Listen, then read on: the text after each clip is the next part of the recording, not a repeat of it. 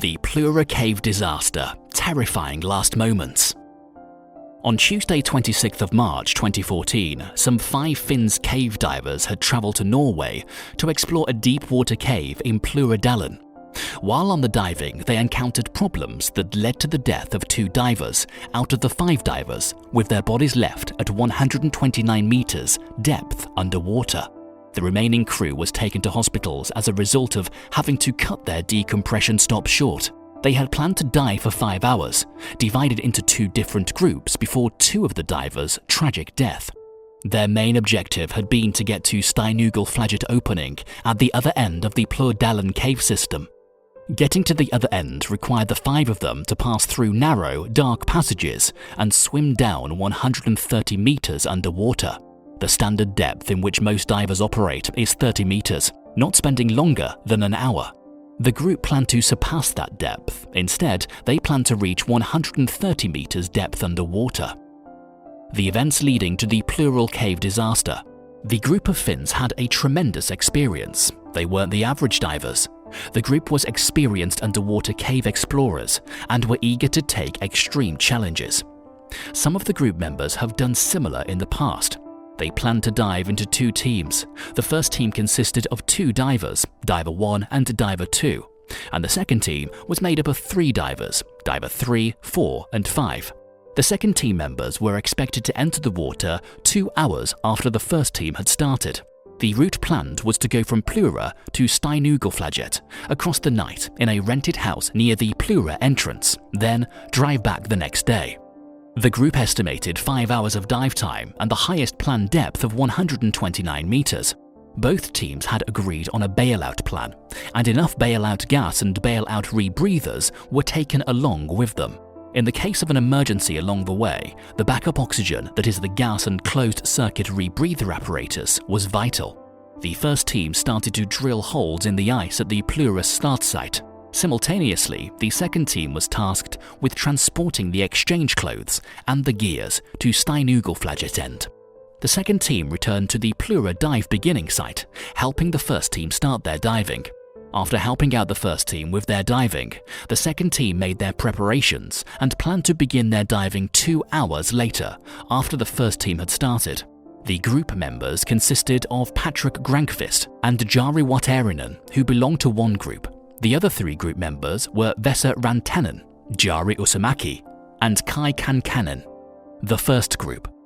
The first part of their diving was boring. In the aftermath of passing restrictions, which were located preceding 129 meters of depth, the team started to move upward. They navigated their way through narrow, dark caves leading to their agreed destination, 129 meters deep. On the way, Diver 2 equipment got jammed in the rock 110 meters below the surface. The partner diver tried everything possible to free fellow teammates, but failed. The trapped diver couldn't get out and, at the same time, had a problem with the rebreather. Diver 1 tried everything within his power to free the partner. Despite his attempts, Diver 2 gets drowned and dies at the restriction. After trying his best to rescue Diver 2, Diver 1 had no choice but to continue ascending alone to Steinugleflaget's end. Due to too much time wasted at the depth, Diver 1 approximated time to be spent increased from 5 hours to more than 8 hours, thus using all the margins in the dive plan. Diver 1 was forced to cut about 45 minutes out of the last 6-meter decompression stop, but he survived without decompression sickness symptoms. Diver 1 gets to stay at the Steinugleflaget while waiting for Diver 3, who was already noticeable in the water during the last decompression stops. The second group. The first part of the diving was boring. In the aftermath of passing the restrictions, which were located preceding the maximum depth of 129 meters, the entire team started to ascend. On their way, at 110 meters, Diver 3 comes across the body of Diver 2, who had died earlier, and tried again to free Diver 2 bodies without success. Diver 3 tried taking off personal equipment to find a way around the restrictions, the body of Diver 2. While doing that, Diver 4, on the other end, started to encounter difficulties with the rebreather and had started to use the extra oxygen. At that moment, Diver 5 tried to help out Diver 4, but unfortunately, Diver 4 dies at 111 meters. Diver 5 tries informing Diver 3 of the circumstances encountered, but the message never got through. Diver 3 found a way to get past the restrictions, assuming that Diver 4 and Diver 5 had turned back. Diver 3 continues to ascend towards the Steinugleflaget alone. Due to too much time spent at the depth, Diver 3 approximated total dive time increased from 5 hours to more than 8 hours using all dive plan margins. On his way, Diver 3 encounters Diver 1 at about 12 meters. At 6 meters, Diver 3 cuts off around 80 minutes of decompression time, which caused mild joint pain. After an hour of surfacing, Diver 3 starts climbing up and out from the cave, and Diver 1. After the misfortune that had befallen to Diver 4, Diver 5 goes back to the Plura direction. Diver 5 tries to inform Diver 3 to come along, but the message never got through to Diver 3. Due to the too much time spent at the depth, dreadful dive route, and later breakdown of the diver propulsion vehicle, Diver 5 estimated total dive time increases from 5 hours to more than 11 hours.